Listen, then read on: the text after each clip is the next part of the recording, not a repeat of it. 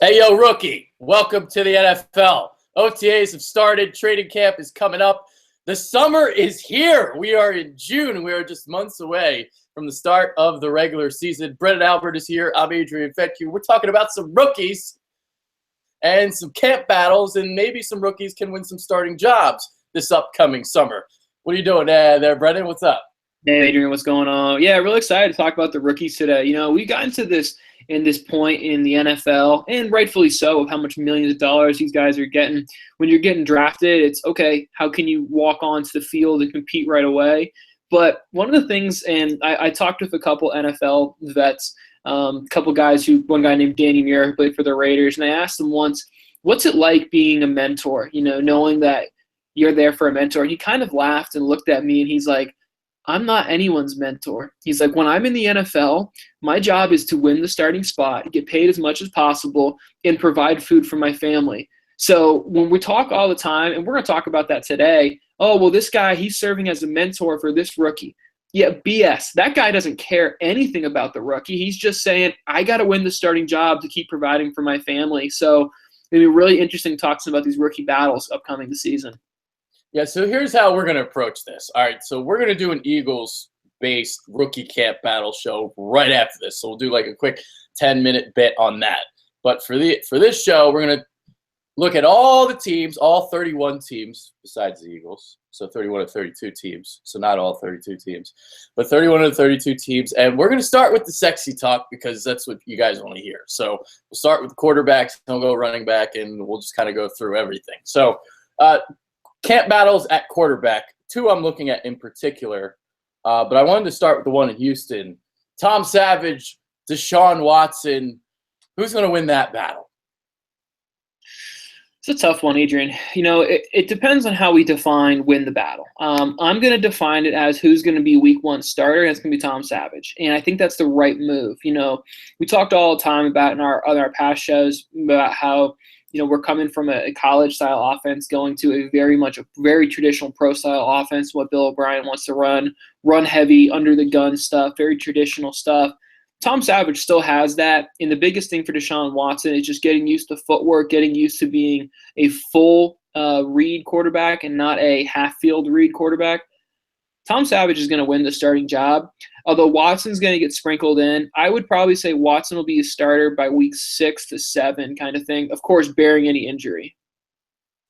Yeah, I actually kind of completely agree with you on that sentiment because I think Watson's going to win the job eventually. And you look at, the college level, you talked about it, spread offense, read half the field.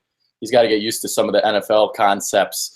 I kind of compare the situation to the one last year in Denver between Paxton Lynch and Trevor Siemian. Yeah. You got a guy in Tom Savage. He's been in the league a couple of years. Like Siemian, unproven though.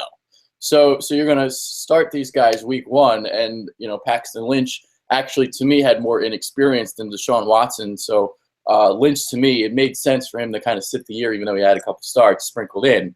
Watson to me, I think is ready to start in his rookie season. So look at, week 6, week 7, I'm starting Deshaun Watson. I'm not high on Tom Savage. I don't think he has like a future in the NFL. So I'm more inclined to believe that, get Watson in there as soon as possible. That's a team that's ready to win right now too. J.J. Watt isn't getting any younger. Absolutely, Adrian. And, with what the Texans want to do offensively, they want to be a ground-and-pound physical team. So, they really want a quarterback manager. Really? And so, a guy like a Tom Savage, as long as he's not hurting you with the interceptions, i.e. the way, their past quarterback situation has gone for several years, Houston can win with that. They just got to continue to say, hey, can we get DeAndre Hopkins the football at least 8 times a game? If we can't do that, then we're going to have to, make a replacement and bring in Watson. But, yeah, I agree with you, Adrian. I think week 6, 7, that's a realistic timetable for when we're going to see Watson kind of getting the start. Yeah, now the other first-round rookie, well, another first-round rookie because there was a couple, Patrick Mahomes. He's not starting this year. Mitchell Trubisky, I'm not sure if he's going to start in the Windy City either, barring injury. We'll see. But Mike Glennon, I would think they're going to want, since Trubisky only started that 1 year at North Carolina, he's going to ride the pine. I don't think he's going to be a guy that starts this year. What do you think? 100% agree, and I think that's 100% the right move. I mean, look, the Bears have question marks all over their offense. So, It's a big concern. It's not a place you'd want a rookie to play. I mean, they just lost their top receiver this past year to the Philadelphia Eagles. Kevin White is a walking question mark right now. Personally, I thought he was going to be a bust. It looks like he is going to be a bust, unfortunately. So, with what the Bears have going for him, he's in a spot. Honestly, if I'm him, I'm praying I can sit a year, like a full 16. I'm praying I can sit all 16 games. Yeah, I'm with you there. I don't think there's even any more points to lament there. So just another quick quarterback, just to throw it out there. I don't think he's going to win a starting job. DeShone Kizer in Cleveland. Any chance? I mean, it's Cleveland. Yeah, you know what I mean? Like, if it was another quarterback, maybe. I just think DeShone Kizer sucks. I mean, I don't disagree, but I mean, do either of us really love Cody Kessler? Not really. Do any of us really love Brock Osweiler? No. I mean, someone's got to take the snaps in Cleveland. That's really what it comes down to.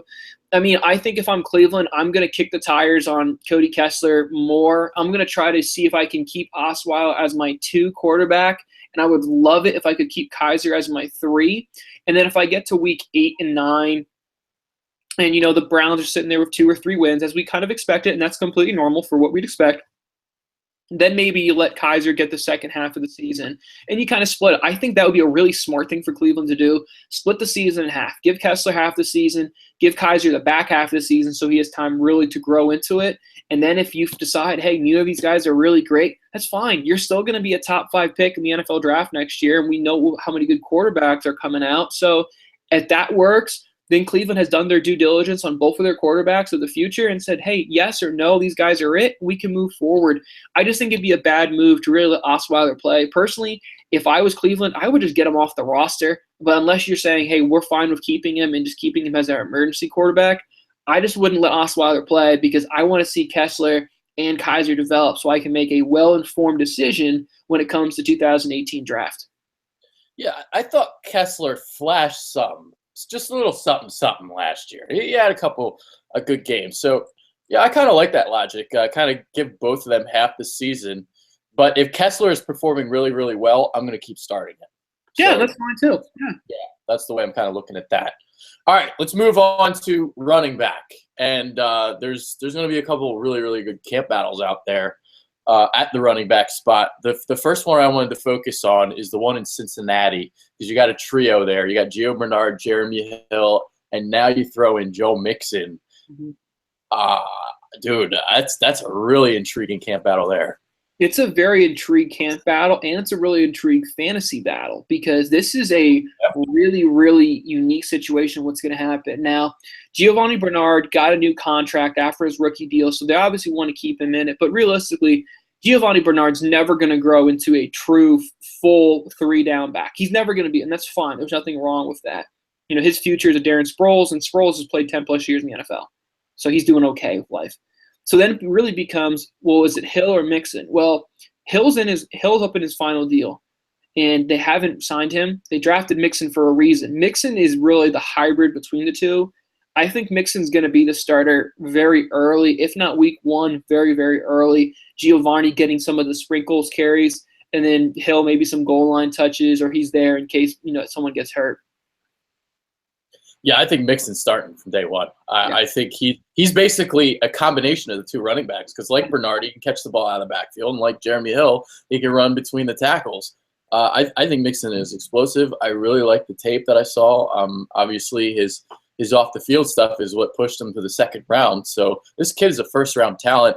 I think you can make the argument that he's a top 20 talent. I'm really high on Joe Mixon. I think he's going to kill it in Cincinnati. Jeremy Hill was a guy they should have tried to trade. It might be a little bit too late now. I don't know. But, Joe Mixon all day in Cincinnati. A couple other ones to look at. I know you wanted to talk about the one in Carolina. Christian McCaffrey, Curtis Samuel, and you got Jonathan Stewart. Yeah, and the final thing I'll sprinkle in with the Bengals, I think of, Marvin Lewis is the 2nd longest tenure coach in the NFL, which is kudos to him considering they've never really been a Super Bowl contender. They've been a playoff contender, but never a Super Bowl contender. I think the hot seat is really on Andy Dalton this year. I mean, when you draft a first-round receiver and then you come back and get a second-round running back and you re-sign, you put a lot of money on the offensive line, you are saying, hey, Andy, we have all of our money on the table. You got to win now or you're gone. So Dalton's in the hot seat. Now, when it comes to Carolina, okay, yes, McCaffrey's listed as a running back. We know that. But he's probably the best slot receiver, second best slot receiver in this past year's draft. Carolina lost Philly Brown, and they lost Ted Ginn. Both of the guys who played a lot of the slot gimmick roles, a lot of the speed sweep stuff, a lot of the play action game. So McCaffrey is unique because not only can he contend to unseat Jonathan Stewart to be the lead running back, he also can contend to be the starting slot receiver.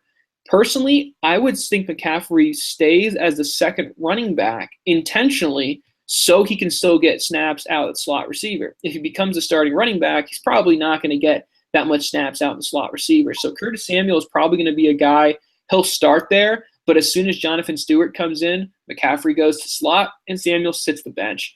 But I think McCaffrey, he's probably a guy, he's probably going to get at least 15 touches a game between all four phases of the offensive roles. So I'm very interested to see how he's going to be utilized in that Panthers offense and special teams units. Yeah, I'm really curious to see how they use those guys in general. I mean, you look at the wideouts at Carolina, it's not good. And you talk about Philly Brown, Ted Ginn not being there anymore. So you got an overweight Kelvin Benjamin who looks like a balloon right now. I don't know if you saw that picture of him. Yep. It reminds me of Eddie Lacy from a couple years ago when he had top fat. Mm-hmm. So that's how he's looking right now. So besides him, you got who? Devin Funchess. You got who else? Brendon Burson. Who else is on that goddamn team? So Greg Olson's going to be the top pass catcher probably again this year. Right. Yeah, once again. So Curtis Samuel, Christian McCaffrey, they're definitely going to be utilized in the passing game, and I'm really curious to see how they utilize those two. Maybe they have them both on the same on the field at the same time, and you have them run out in the flats. I mean, I'm really curious to see how they utilize those two in Carolina. I think Jonathan Stewart will be kind of like the number one guy still, even though he is 30 now. But they've always kind of limited his carries, so they've always kind of used committee by a running back kind of by committee approach. Because D'Angelo Williams, Jonathan Stewart, they always had that duo there. Mm-hmm. Yeah, absolutely, Adrian. I mean, Carolina's always been familiar with doing that approach. I mean, Mike Shula, the offensive coordinator there in Carolina, he's the guy probably on the hot seat because you got to be creative, man. When you have two really dynamic slot receivers in Samuel and McCaffrey, then you have Funches and you have Kelvin Benjamin, who really are the same body build, and then Greg Olson. So, and of course, you have probably the most dynamic quarterback in the NFL in Cam Newton. So we're going to find out pretty quick if Mike Shula is, having the creative mind. If Mike Shula does a good job, he quickly could be a guy on NFL radars for the next head coaching vacancy. So very interesting thing to see with Carolina, how they progress moving forward. Yeah. All right. So just a couple quick other ones at running back that we're going to talk about. We got Kansas City. We got Kareem Hunt. We'll get into Marlon Mack in Indianapolis. What else? You wanted to talk about Jeremy McNichols. Now two we're going to talk about real quick. We got Samaje Perine in Washington and Jamal Williams in Green Bay. So these are two fourth-round guys that could potentially start on day one. Yeah, absolutely. I think it's just interesting to kind of see, first and foremost, talk about Ty Montgomery. Yes, he's listed running back. I mean, his body size is pretty much there. Just very curious to see, how that's going to develop. But the Packers, they didn't really draft. I mean, they could have taken Dalvin Cook and have a very clear running back. They didn't draft one high enough to say, oh, they're definitely got one kind of replacing him. So I'm curious to see that. Then you have Jeremy McNichols in Tampa. Tampa is a very rare but a 4-horse race for the running back with Jaquiz Rodgers, Sims, Doug Martin, who's suspended for the first 4 games, and Jeremy McNichols. So you have 4 options there, which is really unique. Then you have Kareem Hunt in Kansas City. I mean, does anyone really think that, any of the options that Kansas City has at running back is a solidified starter? I don't think so. So that's a very winnable situation. Same thing we talked about Washington with Samaje Perine. I mean, Rob Kelly looks like he's going to be the guy, but I don't know. I'm not confident in anything Washington's got. And then Marlon Mack is the guy that I'm circling, not necessarily to win the battle this year, but to win the battle next year. I mean, he's probably going to come in as that he's mixing with the twos between Christian Michael and Robert Turbin. And realistically, the Colts want Marlon Mack to win this job because they've had Christian Michael on the roster. They've had Robert Turner on the roster. They've given those guys the opportunity to win the job, and they've both kind of floated around. They want Marlon Mack to win the job because when eventually Frank Gore does retire, they want to make it a smooth transition. So Marlon Mack is the guy. I'm going to draft him probably my fantasy league late, and I'm going to have to sit on him. But I know the Colts are going to give him an opportunity to play. Yeah, I mean, fantasy purposes, I'm drafting Samaje Perine, and I'm drafting Jamal Williams. Ty Montgomery, what is his body type? What is he? I'm gonna look. I mean, he's a receiver. I mean, he did so much different stuff when he was at Stanford. You know, he lined up in the backfield, then he lined up in the slot. Honestly, so Christian McCaffrey kind of stuff. He's 6'2", 216. So he's not a guy that's like 190 pounds. So he can actually handle it. Yeah. Yeah. So I still think Jamal Williams, he's going to get a lot of carries there. Samaje Perine, I can see him being the starter since day one. The Redskins, that's a team that hasn't had a solidified running back in years. I mean, it was Alfred Morris, and he started as a 6th-round rookie. Then it went to Rob Kelly. You also had who was the other guy they had? Matt Jones. Matt Jones was another guy. So Samaje Perine as a 4th-round rookie, I can see him starting for real. And Marlon Mack, I like that you brought him up because I can see that as well. I can see him start. Frank Gore, does he really have anything left in the tank? I mean, the Colts, that's another team that's been looking for a running back for a while since they traded for Trent Richardson. So they're looking as well. All right, moving on to wideouts. By the way, Dalvin Cook, I think, is going to be the starter in Minnesota too. Yeah, I think so. Yeah. All right, wideouts. The one you want to talk about, Mike Williams in – I almost said San Diego, Los Angeles. Los Angeles Chargers. Yeah, I'm still kind of practicing it a little bit in my head. Yeah, Mike Williams is unique. Now, obviously, when you draft a receiver as high as San Diego did, you're expecting him to be a starter. Now, San Diego loves to throw the ball around. I mean, they finished the league 4th in passing this past year, and they lost their 2 starting receivers in, Keenan Allen and, of course, Travis Benjamin, who they signed last year. They lost both of those guys for pretty good amount of games. Now, Keenan Allen is back-to-back IR seasons, so where does Keenan Allen fit? I mean, I assume he's still the one, but I don't know that definitively because he keeps getting hurt. He's had 3 60-plus catch seasons, so he's good. Then you have Tyrell Williams. He was the guy who kind of stepped up last year in the absence of everyone. Second-year player with 70 receptions. And then they have Dontrell Inman, who finished the year with 60 receptions in his third year in the NFL.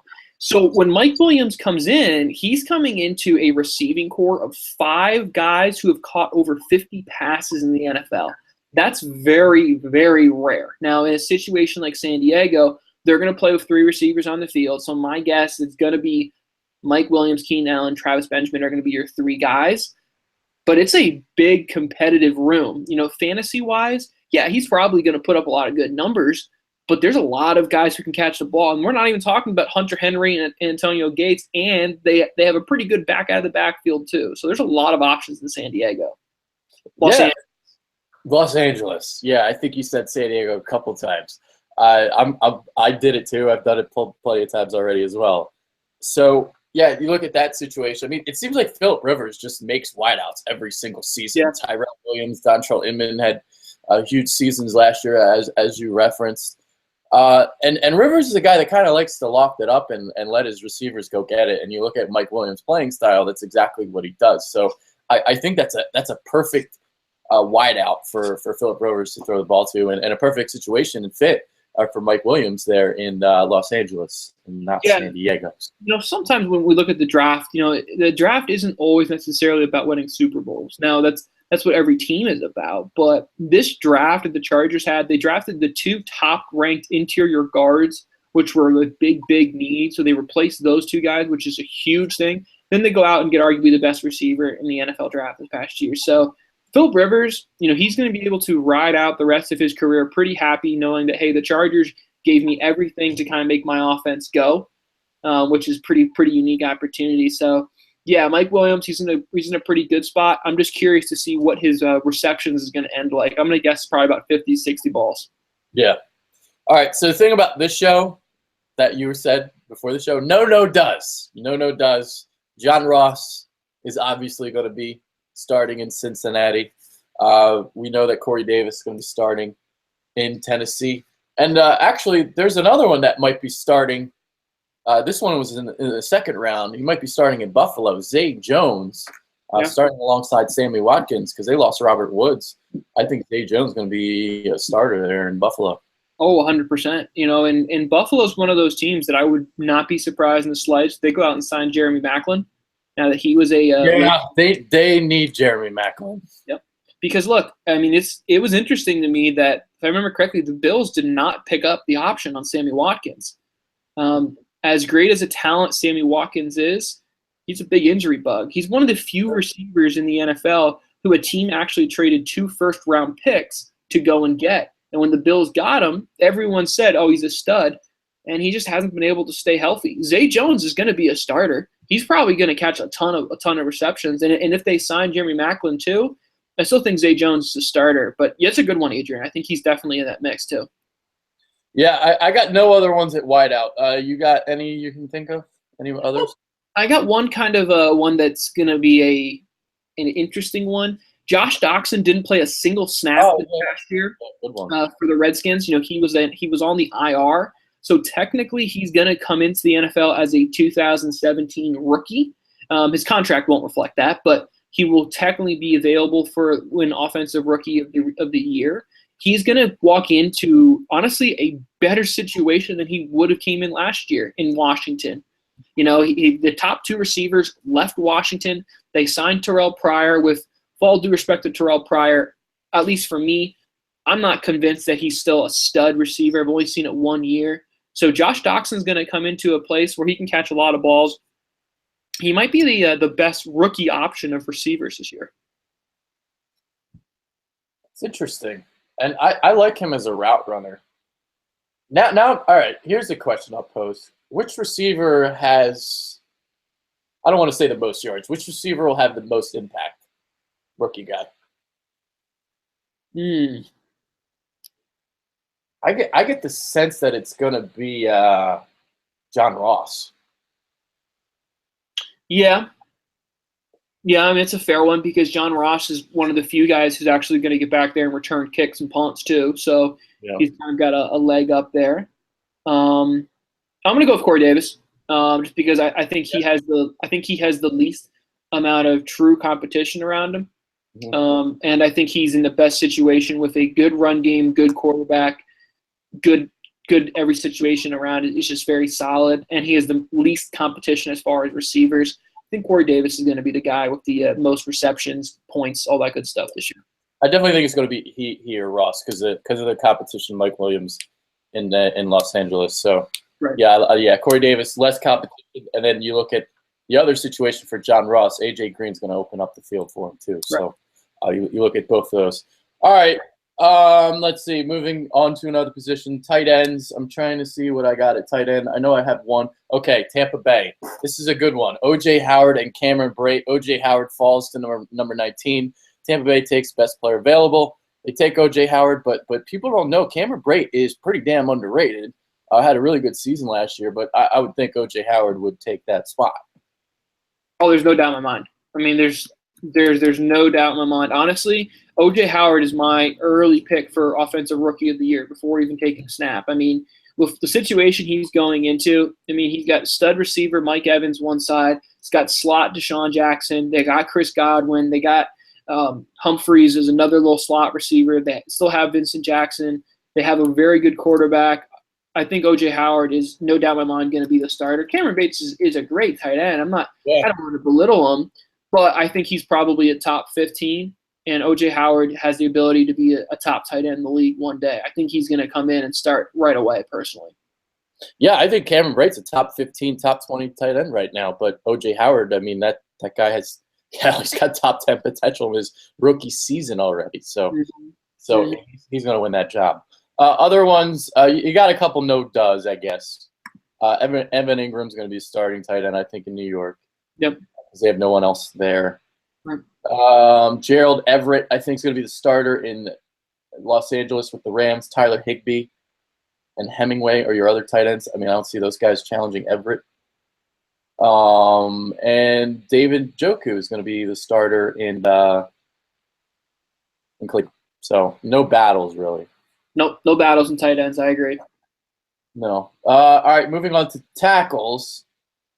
Well, offensive line in general. Well, you got the one in Denver, but I think Garrett Bowles is going to win that one over Donald Stevenson. Stevenson's a veteran, played in Kansas City, but he's not like anything special or anything.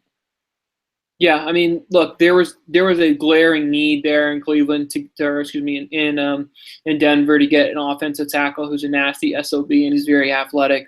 Garrett Bowles is going to be the starter there, no doubt. Yeah, I'm looking other ones. I'm not seeing much. Deion Dawkins at right tackle, battling with Jordan Mills and Santrell Henderson, second round guard / tackle from Temple. Mm-hmm. So that's another one to look at. Thoughts on that one, I guess, as I search for others. No, I mean, he's pretty much going to come in and be a starter, I mean, at the right tackle or the right guard situation. I think, personally, for Deion Dawkins, I think his ability, he'll probably start earlier at right tackle. I like him a little more as a guard, and he's more of a road grader in what Buffalo wants to do. He went to a really nice team. You know, he didn't go to a team who's going to run a lot of overly complex stuff, do a lot of pass protection stuff. They're very simple offensively. They just want to, you know, get black and blue and be nasty offensively. I think Deion Dawkins is a pretty safe pick to be an early starter. Yeah, the other one to look at is the one in Seattle. On the depth chart, they got Ethan Pocic as the right tackle, even though he played center, I believe, at LSU. Mm-hmm. So you got him at right tackle against freaking Ibushi. Jesus. Seattle stinks. Yeah, they are not an awesome offensive line situation. Worst offensive line in the league, I think. It's up there. I mean, it's pretty bad. I mean, and that's kind of big credit to what they've been able to accomplish. Now, in my opinion, they have one of the best offensive line coaches in the NFL, and Larry Cable. I mean, Larry Cable used to take defensive linemen and from college and turn them into offensive linemen. So he can do it. I think that's it. Okay, the other one I had penciled in, maybe Nico Saragusa, fourth rounder at guard, wins a starting spot in Baltimore. But right now they got Alex Lewis as the right guard, but you think he's going to get slotted at right tackle? Yep, I think they're going to kick Alex Lewis out to right tackle, you know, with losing Rick Wagner to the Lions, and then they're going to bring in Nico to play the other guard spot. I mean, he's in a dream situation. He's going to play under one of the greatest offensive guards of all time in Marshawn Lambda. He's going to be able to teach him more about, you know, the interior run game. So, yeah, I think he's going to be an early starter, probably at guard. Okay. You got any penciled at defensive line? I'm looking. Maybe not overly. You know, I think most of the D-line ones are pretty obvious. The one battle I have is we'll talk about next show. So that's kind of the only one I got. Yeah. Okay. I've got one at D tackle between Malik McDowell and Atiba Rubin. Malik McDowell is the guy that, you know, they say he kind of had a down year in Michigan State. He doesn't always give effort all the time, but he's really, really talented. So maybe he's a guy that wins a starting job.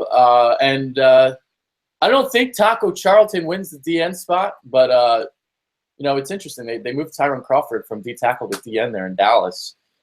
If they want to slide him back to D tackle, maybe Taco Charlton wins the job. I don't think he will, though. That's the only other one I can really look at. Dalvin Tomlinson maybe wins a D tackle spot in New York. Other than that, I'm not seeing much. Yeah, I think Taco ultimately will win a third down spot as a rush guy.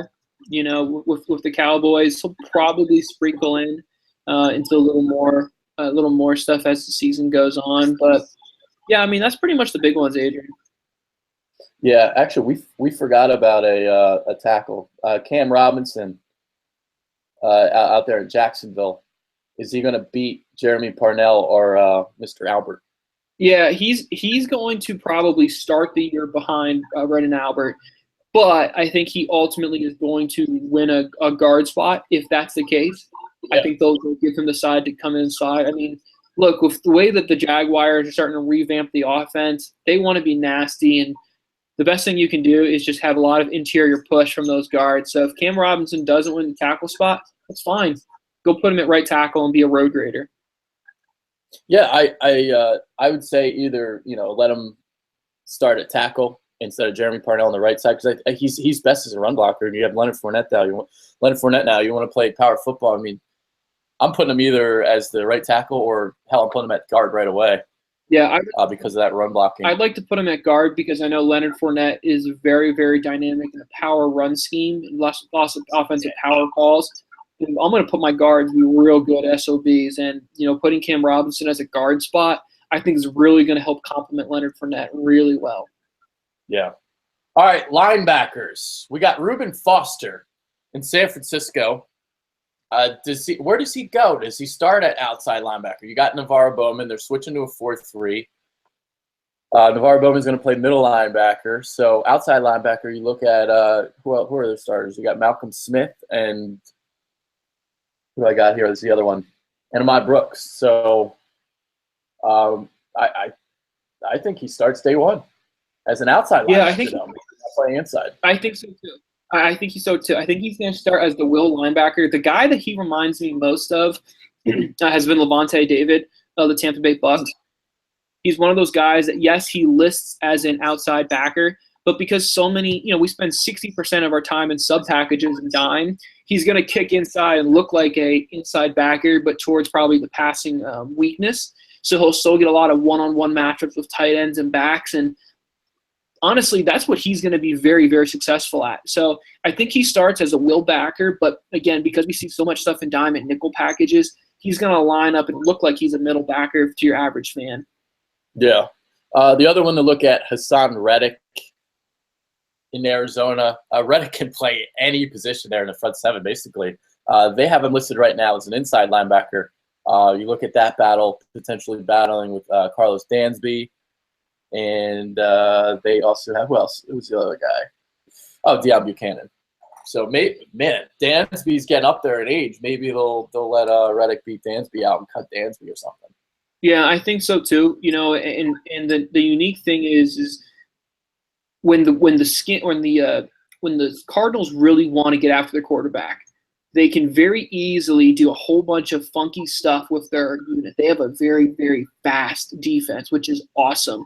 So I could easily see them doing something like, moving Gunter from their, right defensive tackle coming to nose. Then you move Kandichi down to that DN spot, and then you kick in Hassan to come down to that DN spot. And now you kick down Chandler Jones to that DN spot, and now you have Hassan playing the Sam backer role, replacing Jones. So there's a lot of scheme flexibility in Arizona, which is something that's really, really big for James Becker, who's their DC in Arizona. They have a lot of scheme flexibility, which is going to be very, very unique to see how Cardinals are going to do it this year. Yeah, that's always been an aggressive defense, too. That's always mixed in a lot of different looks and packages together. So that's a great defense for Reddick to go to, I think, due to his versatility. All right, let's move on to the secondary. I wanted to start in Baltimore, your Ravens. I know you're not a big Marlon Humphrey fan, but Brandon Carr's not that good either. So does he beat him out? Yeah, I mean, look, when Tavion Young went down this week, a couple days ago with an ACL situation, so there goes even less. I mean, there's Kyle Arrington still there, but Kyle Arrington hasn't really showed much. Jimmy Smith is good. He's a great corner, but he's also good for 4 games missed a year with some type of injury. So Marlon Humphrey is gonna get a lot of playing time. I think he'll probably start to really emerge weeks 4 and 5, kind of thing. Brandon Carr, he's Brandon Carr. There's a reason a team like Dallas, who badly needed corners, opted not to resign him. Let's put it that way. So, yeah, Humphreys is going to go in, and he's going to get a lot of playing time there. Yeah, because I'm thinking Jimmy Smith is definitely a starter, and and that other spot is going to be between say Kyle Arrington, Brandon Carr, and Marlon Humphrey, and I think Humphrey's going to win the job. So, and your Ravens are going to get a bunch of deep balls thrown against them, huh? Yeah, they will. They will. Because you got teams like Pittsburgh, and you got teams like the Bengals who want to run the vertical ball because they have guys like Antonio Brown, Antonio Bryant, and they have AJ Green and now John Ross. So yeah, they want to throw the ball vertical. I mean, look, they signed Brandon Carr to a 1-year deal. They Baltimore willingly said this is a stopgap guy, and then they went and drafted Humphrey. I guess he just fell to them. They liked him, so be it. They're going to give him the opportunity to go ahead and start on the opposite side corner of Jimmy Smith. And truthfully, as good as Chayvon Young is, he's really just a nickel corner. That's really where his comfort is. So, yeah, Humphrey's eventually going to win this spot, mostly because the Ravens haven't really done a great deal to kind of prevent him from winning it, honestly. Chayvon Young is feisty, man. Yeah, I thought he had a really good year last year in Baltimore, but he's not going to be an outside guy. He's too small to play outside. No. But as a nickel guy, he's feisty. He's good. He's solid. I like him a lot. Obviously, yep. Temple guy, TU. So there it is. And a special teams player had 2 blocked punts this past year, which is pretty freaking cool too. So yeah. So TU making an impact. Temple top playing that special teams, baby. Nope. Yes, sir.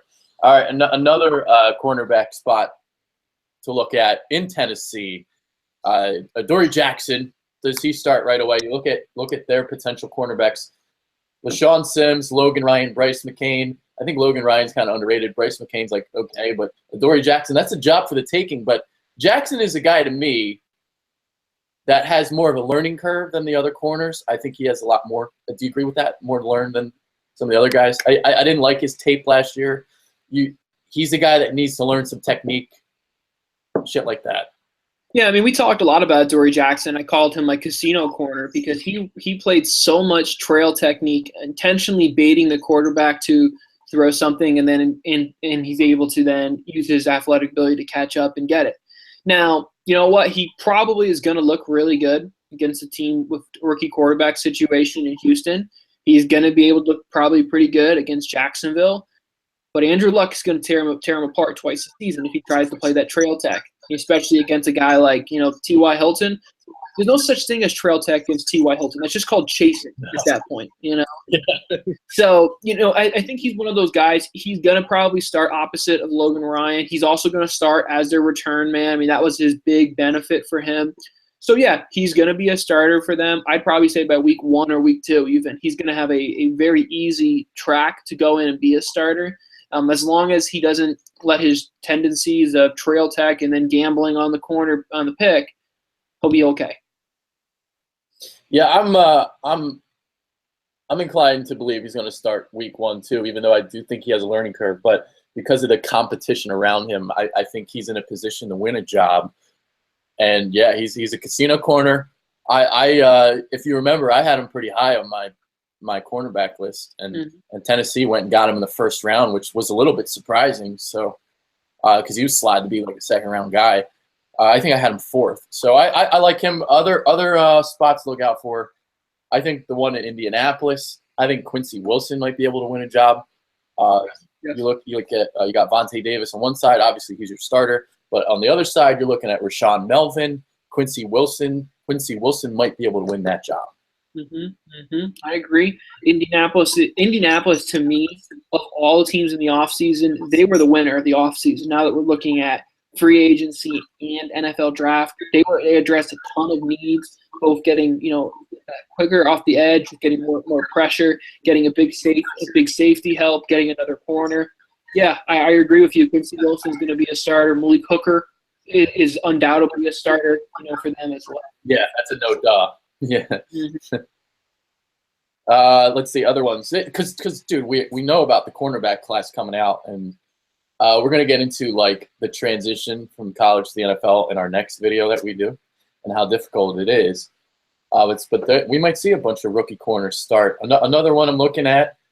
San Francisco is a mess at the cornerback spot. So you look at a guy in the 3rd round that might be able to start day 1, Akello Witherspoon. You look at that depth chart right now, their starters are Rashard Robinson and Dante Jackson. I mean, I don't even know who the fuck these guys are. I mean, honestly, as there's certain teams this year. If you were drafted by the Bears, if you were drafted by the Niners, you pretty much have a opportunity to win a starting spot. Not make the team, but winning a starting spot. They are that bad of a need. So, yeah, I mean, we talked a lot about the Colorado corners, both of them. We like them a lot. They can start right away in Colorado. Yeah, that was going to be the next one I was going to get into. Dallas, yep. Yeah, keep going. I interrupted you. No. I mean, yeah, I agree, Adrian. I mean, we look at what the Cowboys did. The Cowboys let the corners go because they said, hey, you know what? We're okay. You know, we'll keep it moving and be able to address needs later. So when they got Awuzie and then they got Jordan Lewis, I like Jordan Lewis a lot. He's just so freaking thin. He's probably going to be a nickel guy for that reason. Awuzie is probably going to go ahead and be the opposite corner starting. So, I mean, look, Dallas drafted what they need to, but honestly, when we talk about, stuff in the next show about the transition of corners going into the NFL, I'm kind of put a fire hydrant on all this excitement for the corners starting right away and being really dynamic. Yeah. Yeah, you look at Dallas. Anthony Brown is definitely your starter on one side. I think he earned that last year. Being a 6th-round rookie, what he did was extraordinary, I thought. But Nolan Carroll can be beat out potentially. I mean, Carroll's not that good. We saw him in Philly for the last 2 years. Can't tackle for shit. Is pretty good covering the deep ball, but that's about it. So you look at Awuzie, maybe he wins that job. 2 other ones to look at. Green Bay, that secondary was atrocious last year. So Kevin King, the first guy in the 2nd round, he might be able to win a job. Look at that quartet. You got King, Demarius Randall, Davon House, and Quentin Rollins. I think King can win a job potentially. And in Detroit, starting opposite of Darius Slay, you got a battle between Nevin Lawson and Teez Tabor. Yep. And I think that was a perfect situation for Teez Tabor. We talked all the time about how we were really worried about, his lack of speed and the measurables and all that good stuff. But obviously his film, his production jumps off the tape. I mean, he's able to go somewhere where he can either be a 2 or a 3 corner. Personally, I think in the NFL, he'll have more success coming inside and being in the nickel because he's really, really effective in the quick game. So nickel guy, usually the quick action, that's usually the first read guy. I would like him probably more there, but I think he went to a good spot too. Yeah. I think that's pretty much it at cornerback. I'm looking at safety. Jamal Adams is going to start, obviously. We talked about Malik Hooker already. I think there was one safety spot I listed. I just can't find it. Yeah, I think that's it. You got anything else? I'm going to give you, Adrian, I'm going to give you my offensive rookie of the year, and I'm going to give you my defensive rookie. So you want to do that? All right. I thought maybe we could save that for another show, or maybe that's something you could do. I'll hold it. No, you're right. You want to hold it? I mean, you can do it. You can do it right now. Well, I gave you my offensive rookie of the year, and I went with O.J. Howard. Sure. Okay. Because doing it 50 minutes into the show, no one's gonna watch your predictions. You're right. So let's hold off for later time. I'm trying to, dude. I had another safety. I have all my notes right here. You can see why it's such a mess. I had a safety down, and I can't find it. I'm not going to be able to. So didn't get it. Okay, Marcus May. Does Marcus May win the job alongside Adams? Do they both start in New York? Their other safety is Rontez Miles. I mean, they just traded Calvin Pryor. Yeah, I mean he's going to, because he's a hybrid of everything. He's one of those guys who can kind of do both. He'll play more of the free safety, and they'll allow Jamal Adams to kind of play more towards the box. They'll let Adams be the guy to kind of help out with the Gronks and the Jarvis Landrys of the world. So yeah, he'll be a starter there. Yeah. I still can't find the other one. We got Budda Baker. I know that was the guy you liked. Yeah, but I don't think Budda Baker's beating out Matthew or anything, or who's the other guy. Well, they just lost their starting safety to the Ravens, who picked him up this past year, Tony Jefferson. So he'll probably start and replace. And we don't really know what they do a lot with Tyron. They can move him into the nickel corner spot. So substitution guy. He's like that hybrid safety / corner for them. Mm-hmm. And we talked about how versatile Arizona is with their scheme and all the different things that they do. Antoine Bethea and Tyvon Branch are their other safeties. That's why I didn't write down Budda Baker. Because I think those other guys are going to prevent him from playing a lot. Budda Baker's going to be the guy that's going to play a lot next year. Because those two guys are old, and they might be gone after this year. Yeah. So that's kind of the way I look at that. Kind of like a Marlon Mack situation. We're projecting them maybe a year from now. Yeah, that's a perfect example. Another Justin Evans. This might have been the one I wrote down because Ryan Smith and J.J. Wilcox were on the depth chart at safety for Tampa Bay, and those two guys aren't any good. Yeah, and Justin Evans is probably the closest to a center field help guy that Tampa has in their roster. So, he'll probably be there. Another one I liked a lot going into the draft, I love Josh Jones. Went to the Packers, at the end of the second round. Big 220, 6'1". I mean, talk about his physical body. He can kind of do a lot of what Donta Buchanan can do. He can come into the box and play. Probably also can play a lot of the strong safety role, opposite of HaHa, who can play that single high safety and now doesn't have to get his nose dirty as much. I think he went to a nice spot as well. Yeah, I wonder if Burnett's at the end of like a deal or something because I think that's a good pair of safeties, Burnett and Dix. So it's interesting that they would draft. You have Michael Hyde too. Michael Hyde's kind of like a transition guy too between a corner and a safety. Yeah, he's not there anymore. I forget where he went to. Oh, okay. He's not there anymore. But yeah, that's pretty much it for this show. We're gonna get into the Eagles next because we're just gonna spend a whole 10-15 minutes on them. Anything else? I mean, I've got other shit written down here, but I'm not spending another hour on no names. Yeah, I'm pretty much good. We've taken up enough of everyone's time. I'm good too. All right. With that being said, that's Brendon Albert. I'm Adrian Fedkiw. We're coming right back because we're going to get into Eagles rookies and some potential camp battles to look at for those guys. So we're out and tune right back in because we'll be right back later. Yep. Later and hi.